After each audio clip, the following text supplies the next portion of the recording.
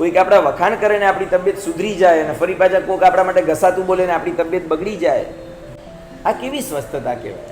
અને આ બધી સ્વસ્થતા બહુ લાંબી નથી ચાલતી, કારણ કે પુણ્ય કાયમ માટે તો બધાનું એક સરખું હોય જ નહીં, એમાં તો ફેરફાર થવાનો જ. આજે જે વ્યક્તિઓ આપણી પાછળ ગાંડા થયા છે, એ વ્યક્તિઓ ખબર નથી આજથી 10 વર્ષ 20 વર્ષ પછી લોકો આપણી સામે જોશે કે નહીં જો. સ્વસ્થતા જો બીજા ઉપર આભારી હતી, એની બધી જ હેપીનેસ વોઝ ડિપેન્ડન્ટ હેપીનેસ, કે કોઈક છે તો હું સુખી છું. હવે આવી હેપીનેસ ને આવી સ્વસ્થતા ગમે ત્યારે બગડી જવાની પૂરેપૂરી શકે. એટલા માટે જ પુણ્યના ઉદયના કારણે મળતી સ્વસ્થતાને તમે તમારી વાસ્તવિક સ્વસ્થતા માનવાની ભૂલ નહીં કરતા. અહીંયા વાત એટલી છે. એટલે સાધક પોતે પોતાના વખાણ પણ સહન કરે, એટલે કે એને પચાવે, એની નિંદાને પણ પચાવે તો એની સ્તુતિને પણ પચાવે, એ લુખો રોટલો પચાવે તો પૂરણપોળીએ પચાવે, એ કોઈ લેવા ના આવે તો એ પોતે પચાવે, ને બહુ ભવ્ય સામૈયું હોય તો એ સામૈયાને પણ પચાવે.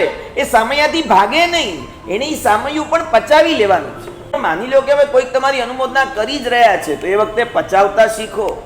એ વખતે કે એમ કાનમાં આંગળી ના નાખવાની, એ વખતે ત્યાંથી ઊભા થઈને ચાલ્યા ન જવાય, એ વખતે કોઈકની ભાવનાને ઠેસ પહોંચાડીને એને બંધ નથી કરવાની. સામેવાળી વ્યક્તિ તમને કોલ કરે ને કોલ કરતા વેદ ગાળાગાળી આપી દે, અને એ જેનું નામ લેતા હો ને એ તમે નથી, પણ હવે કદાચ એનાથી કોઈક રોંગ નંબર લાગી ગયો છે, અને તમારું નામ છગનભાઈ છે ને એ અત્યારે મગનભાઈના નામે ગાળો આપી રહ્યો છે. મગન તું આવ એટલે હવે તને જોઈ લઈશ, અને એ જે બોલે તમને ત્યારે ખોટું લાગે. તમને એ ખબર છે અત્યારે આ મને નથી કહી રહ્યો, એ અત્યારે મગનને કહી રહ્યો છે, ભૂલથી નંબર મારો લાગી ગયો. મને તો એ વાતનું હસવું આવતું હતું કે તું મને કેમ આ બધું સંભળાવી રહ્યો છે? તને જેની સાથે દુશ્મનાવટ છે તું કહી રહ્યો જ નથી. તમે તમારા ઉપર લ્યો તો તમે ડિસ્ટર્બ થાવ છો.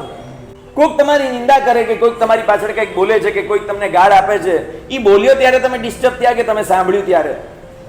એટલે હકીકતમાં આપણે સાંભળીને ભૂલ કરીને કે ભાઈ એ બોલનારની તો ભૂલ ખરી જ, પણ સાંભળનારની મેં એ વસ્તુ મારા ઉપર લીધી એટલે હું દુઃખી થયો, મેં ન લીધી હોત તો ક્યાં વાંધો છે? એવું નથી કડવી બદામ ખાવ ને ત્યારે તમને અરતી થાય ને ત્યારે આયુષ્ય કર્મ બંધાય તો જ સંક્લિષ્ટ કહેવાય. મીઠી બદામ ખાવ ને ત્યારે આયુષ્ય કર્મ બંધાય ને તો પણ એ જે મીઠાશમાં જો ત્યારે મન એકદમ ઓળગોળ થઈ ગયું હોય ને તો એ સાહેબ દુર્ગતિનું જ બંધાય. એટલે બે અલગ અલગ ટેસ્ટના ઝેર છે, એક કડવું ઝેર ને એક થોડું ગળ્યું ઝેર. કોઈ પણ વિકટ પરિસ્થિતિમાં પણ મન આપણું સ્વસ્થ રહે તો સમજવું કે આ સ્વસ્થતા મોહનીયના ક્ષયક્ષમથી પ્રાપ્ત થઈ. સાહેબ ડિસ્ટર્બ થવાના પૂરેપૂરા ચાન્સ હતા, પણ સાહેબ એ વખતે પણ મેં આમ બહુ જ મનને સ્વસ્થ રાખવાનો પ્રયાસ કર્યો, અને હું ઘણા બધા અંશે હું સફળ થયો. તો માનજો કે આ તમારી સ્વસ્થતા એ રિયલ પરફેક્ટ સ્વસ્થતા છે.